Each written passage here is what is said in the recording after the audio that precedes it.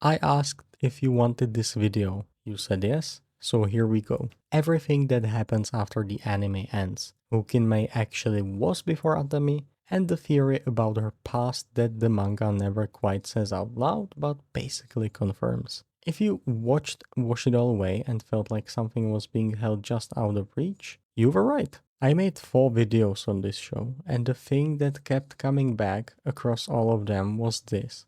Kinmei spends 12 episodes helping everyone else clean up their mess. Their grief, their stains, their stuff they can't look at anymore. But her own past is untouched. The show keeps pointing at it. Hatsushima Island, the thunder, the rooftop, the sentence Kyo never finished, and then just moves on. I said at the end of my last video that the anime was always iyashikei. Iyashikei meaning, if you don't know the term, is a genre built around comfort and healing. Slow days, small moments, the feeling that life is okay. No dramatic twists, no villains, just warmth. I broke down exactly how Wash It All Away pulls that off in my previous video.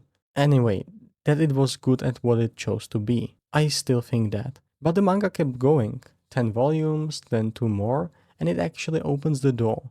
So spoilers for everything from here on out. The anime ends 2 years into Kinmei's life in Atami. The shop is running, the community around her is warm. Kyo, the high school kid from the innkeeping family next door, the one who saves her at the festival in episode 1, still hasn't said what he was going to say, and the mystery is exactly where it started. But looking back, the clues were always there. She cries on Hatsushima and doesn't know why. She connects the thunder field to her memory loss and then falls asleep before it goes anywhere. A stuffed toy under the floorboards leads to an address, an empty lot, and an old woman mistakes her for someone she's never heard of. That someone is named Kinu. So that's not a dramatic reveal in the anime, right? It's barely even a moment. But in the manga, it's the thread that unravels everything. And then volume 6 arrives and everything changes. A parcel arrives, no sender, inside is a pink ribbon, greasy, worn, and almost identical to the one Kinmei wears. And with it, one message, found you. She cleans the ribbon, sends it back, and whoever sent it shows up. Her name is Itori, a girl from Kinmei's past.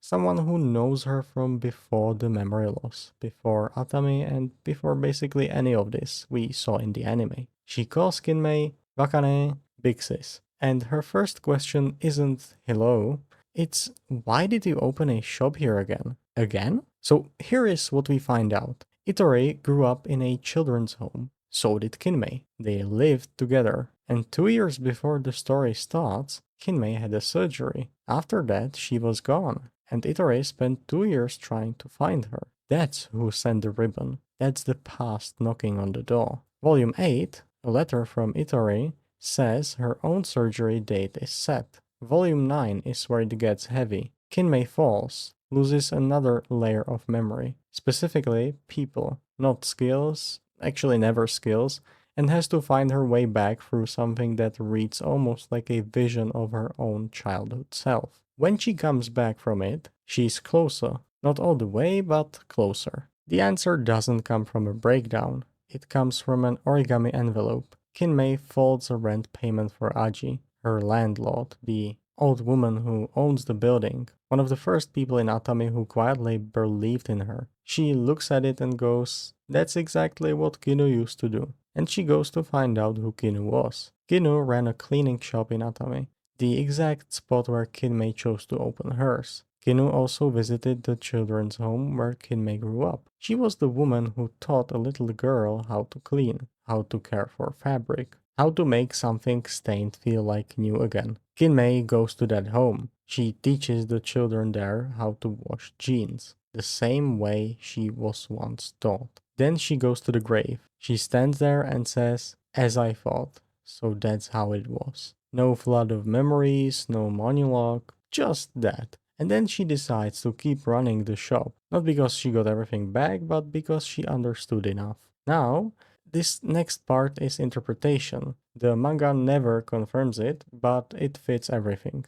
Kinu donated an organ to save Kinmei's life. That's the theory. And when Kinu died, what Kinmei kept wasn't just grief, but it was something like memory transference through the donation. The cleaning skills that survived when everything else didn't. So she didn't just learn from Kinu, she basically carries her. The grandmother calling her Kinu, the origami, the doll her hands knew how to fix without her mind understanding why. It all lines up. The manga leaves it open, but I don't think it's really meant to be a mystery at that point. It's more like the show trusts you to feel it. The main story ends at volume 10, but Hattori kept going with a spin-off, Futari Gurashi, living together as two. Itori moves in with Kinmei. They live like sisters. Atami changes around them the way towns do. Maruda, the guy from the fishing association who used to stop by the shop, becomes a bartender. The dried fish shop run by Nairo's family, Nairo being the grade school kid who basically